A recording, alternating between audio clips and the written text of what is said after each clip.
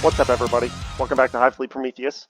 So today we're going to do a little bit of a Metawatch breakdown. It's now been at least 4 weeks since the last Munitorum update for points. We now have some rolling averages that we can look at and stat check. We also have specifically been told that there will be another points update and data slate coming a month early because it will coincide with the release of the Pariah Nexus mission pack. That will be about June 22nd.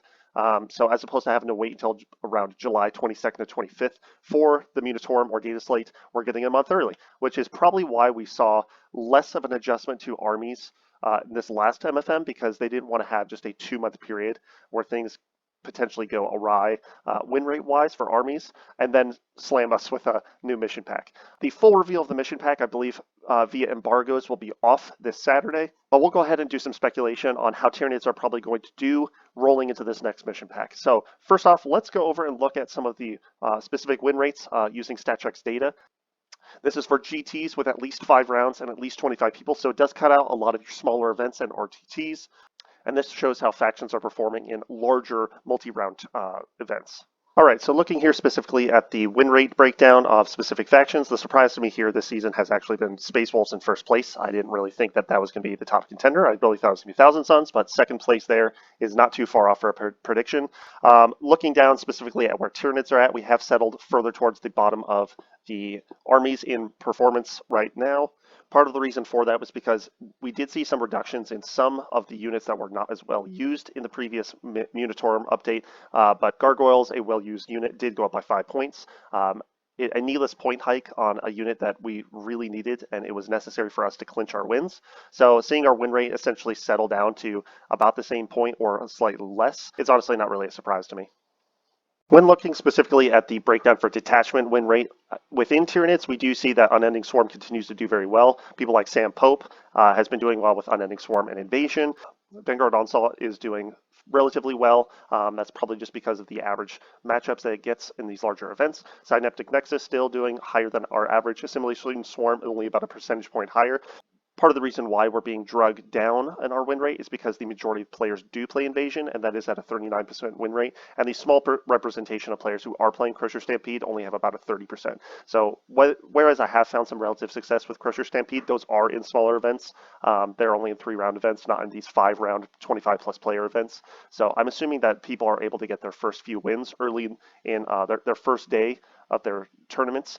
They start hitting those mid-table bullies at the start of day 2, and then they get filtered down a bit more. There is some information spreading around the Discords at this point in time. Some of the more well-known or speculated thing was that units with 0 OC were going to be unable to do actions, which did end up coming true. So I'm just going to go through a short list of the things that we do know that are essentially confirmed at this point. So Battleshock units cannot do actions. That might give us a little bit more of an incentive to tech back in our Battleshock tech, such as Neurotyrants, Death Leaper, Neurolictors, and the such. Nexus is probably going to feel pretty good, bringing Dershart onto a throwaway character to get that extra -1 leadership aura. Like I said, you cannot be 0C and do actions. You can no longer use assault weapons to advance and do actions. You can no longer use pistols to do actions in close combat. Titanic characters can do an action and shoot, but they still cannot charge. New deployments for ease of setup, e.g. avoiding diagonal lines that cut through terrain. Only one deployment still uses diagonal lines. Some deployments now give you a different shaped boxes in multiple quarters to deploy in, which is the kind of step deployment type that we see sometimes in Age of Sigmar. Chilling Rain is no longer a mission rule. It is gone. New mission rules will be buffing Battle Line in different ways, e.g. Battle Line can advance to do actions, or Battle Line can do actions in combat. The Data Slate and the MFM, like I said, are coming alongside those missions with significant changes to AdMech that has been hinted at by GW on their website. And the new FAQ covering core rules and all armies will also come at the same time. I am happy to see that during the Metawatch video that Richard Sigler did this morning, he specifically had a note about Tyranids that I wanted to quote. He said, "And obviously weaker armies, Tyranids will definitely need a buff if Spore Mine shenanigans are gone. I just want Tyranids to have legitimate anti-tank, just wherever. The Exocrine Tyrant effects, doesn't matter what you have to buff, just make them do actual damage to durable things. That's what they need, a consistent answer. And in all, I'd have to agree there. I think the Tyranid effects either to be justified without rerolls, when similarly looked at like compared to a Lancer, does not have innate rerolls, has variable damage. Sure, it's T12 and it can blank a save with a Blade of Carapace. However, I think it either needs to be at about 170 points, or it needs to have some extra innate rerolls or devastating wounds added. Additionally, I think that Zoanthropes need some way to get rerolls to hit or an additional plus to hit. If they were actually led by the Neurotyrant, so they could get +1 to hit and they'd be +1 to wound against a battle-shocked enemy, I think then at that point you would start seeing people potentially dabble having a Warlord Neurotyrant and a Neurotyrant to lead a squad of six Zoanthropes to be an anti-tank menace that can come in from a board edge. So, given all that news, is the sky falling? No, it's not falling. We knew that scoring with Biovore Spore mines was going to go away sometime, and the time is now. It's been a year.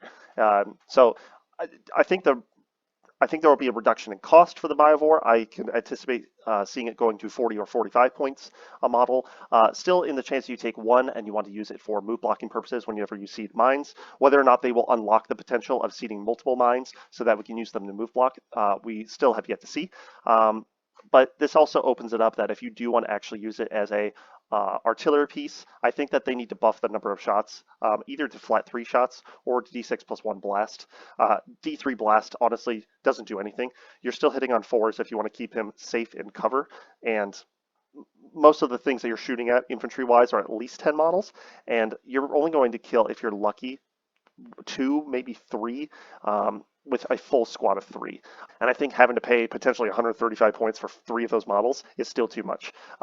I realistically could see them at their current profile going all the way to 35 points per model, so that you could have 3 for 105. If you're forward thinking and you want to prepare for the retuning of your list, I think you should invest into Lictors, Hormagaunts, Gargoyles, and Ravners as those things that are going to be able to either come in, outflank, come in from corners via reserve, or still be able to be cheap trade pieces to go and do your actions. We will see how necessary it is when we see the entirety of the mission deck this Saturday. It is to have a battle line. Currently right now, playing Crusher Stampede, I have 0.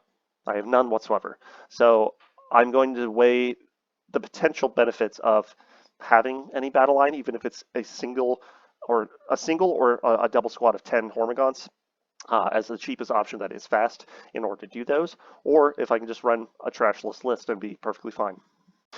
Once the Pariah Nexus missions cards are all revealed and released this Saturday, I'll probably do a mini review of the mission decks, the cards, the deployments, and start strategizing on how our matchup is going to look like going into those deployment types or those mission types. I will probably go over some suggested list building in anticipation. I also will probably be doing a little bit of a wish list on points decreases on units and rules changes I would like to see for Tyranids. I think it's necessary that we see both. Honestly, we've been a 43% win rate faction for about 6 or 7 months, even through the adjustments in points and the data slates. We haven't really seen much of a move. I think we did bottom out at about 42% win rate on StatCheck, but honestly, every week now, our rolling win rate is going down about a percentage point. And I think if we were left to our own devices for the MFM or the data slate to come out in July, as it was originally slated for, I think we probably could have dropped easily to about a 40 and maybe even a 39% win rate. We probably won't see those numbers because that's what I predicted in the previous MFM because we didn't see much help and Gargoyles saw a 5-point increase. But in the meantime, don't doom too hard. I think that as things settle, this will be better for Tyranids in the long run. I think we've had a little bit of a rough year. The first 3 to 6 months of play was pretty good. We had about a 50 to a 46% win rate. And then with every codex that came out and every update, we slowly saw our win rate come down. So I think this is going to be a revamp of the game. It's going to be a revamp of the faction. I'm excited. At this point, it will be fun to experiment and see how we can elevate our game tactically, and we can do that here together. So in the meantime, have some fun, play some games, and I hope you learned something today. And I'll catch you next time on Hive Prometheus.